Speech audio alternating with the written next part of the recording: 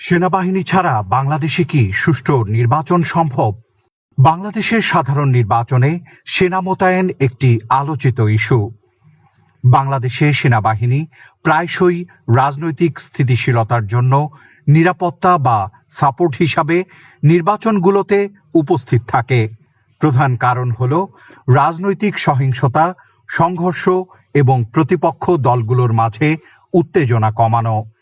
বিশেষ করে নির্বাচনের সময় প্রার্থী ও সমর্থকদের সংঘর্ষ, ভোটে হুমকি, ধাওয়া পাল্টা ধাওয়া ইত্যাদি ঘটার প্রবণতা বেশি থাকে, যে কারণে সেনাবাহিনী মোতায়েন করা হয়ে থাকে। বাংলাদেশে এই যাবৎকালে যতগুলো সুষ্ঠু নির্বাচন অনুষ্ঠিত হয়েছে তার সবগুলোতে সেনাবাহিনী নিয়োজিত ছিল। সেনাবাহিনী থাকলে দেশের মানুষ নিরাপত্তা নিয়ে নিশ্চিত থাকে এবং এতে ভোটার টার্নওভার বেশ ভালো হয়। বাংলাদেশের বেসামরিক প্রশাসন রাজনৈতিক হস্তক্ষেপ, দুর্নীতি সহ নানাবিধ কারণে সুষ্ঠু নির্বাচন করতে অপরাগ, ফলে জনগণের আস্থার মূলে থাকে সেনাবাহিনী। এটা দুঃখজনক যে স্বাধীনতার এত বছর পরও আমাদের বেসামরিক প্রশাসন একা একটি অবাধ, সুষ্ঠু ও নিরপেক্ষ নির্বাচন করার উপযোগী হতে পারেনি। তবে আশার কথা হলো সেনাবাহিনী এখনো একটি অবাধ, সুষ্ঠু নির্বাচন উপহার দিতে পারবে বলে দেশবাসী বিশ্বাস করে। সাবেক নির্বাচন কমিশনার ও বর্তমান সরকারের উপদেষ্টা ব্রিগেডিয়ার সাখাওয়াত হোসেন বলেন, নির্বাচনে সেনাবাহিনী মোতায়েনের আরেকটি বড় কারণ বাংলাদেশের মানুষের কাছে সেনাবাহিনীর ভাবমূর্তি।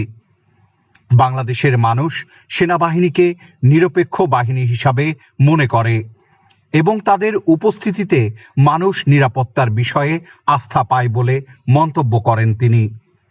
আমরা যদি আমাদের প্রতিবেশী দেশগুলোর দিকে তাকাই তবে বলতে হয় ভারতের সেন্ট্রাল রিজার্ভ পুলিশ সিআরপি নামে আলাদা ফোর্স আছে।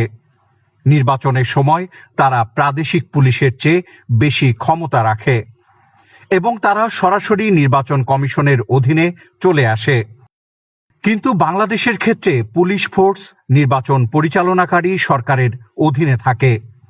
তাছাড়া 15 বছরের আওয়ামী শাসনের কারণে পুলিশ বাহিনী তার যোগ্য কর্মকর্তাদের হারিয়েছে।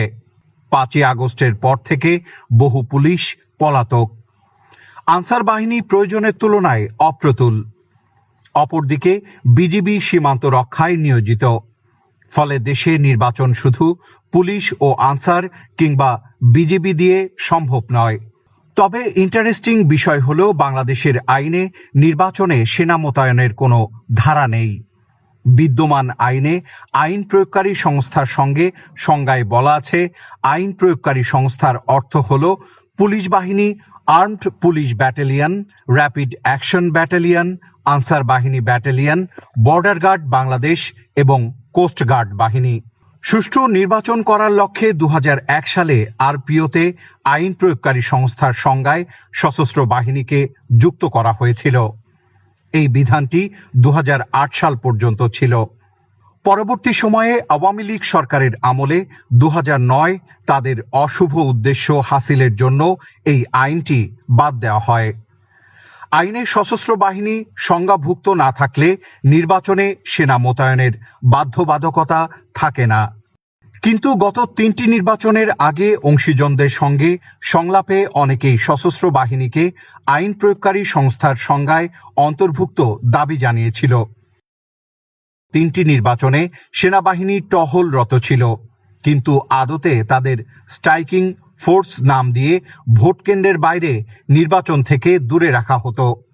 এতে ভোট কারচুপি করে নির্বাচনের আয়োজনকে বিতর্কিত করেছেন। তবে এবার সিচুয়েশন ভিন্ন।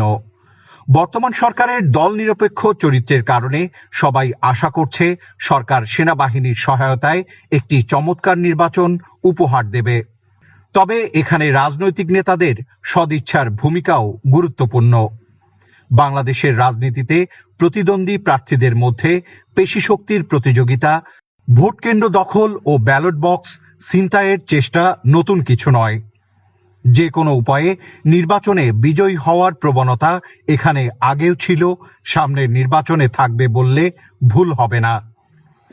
এসব সংকট মোকাবেলায় মাঠে সেনাবাহিনীর উপস্থিতি অপরিহার্য। জনগণের মধ্যে এই ধারণা ব্যাপক যে মাঠে সেনাবাহিনী থাকলে নির্বাচন সুষ্ঠু হবে। তবে জনগণের এ আস্থার প্রতিদান দিতে হলে আইনকে যেমন তার পথে চলতে দিতে হবে, তেমনি সেনা সদস্যদেরও কার্যক্রমে কোনো মহলেরই রাজনৈতিক বা অন্য কোনো প্রভাব বিস্তারের চেষ্টা থাকা চলবে না। তবেই আমরা গণতন্ত্রের দিকে আরেক ধাপ এগিয়ে যেতে পারব।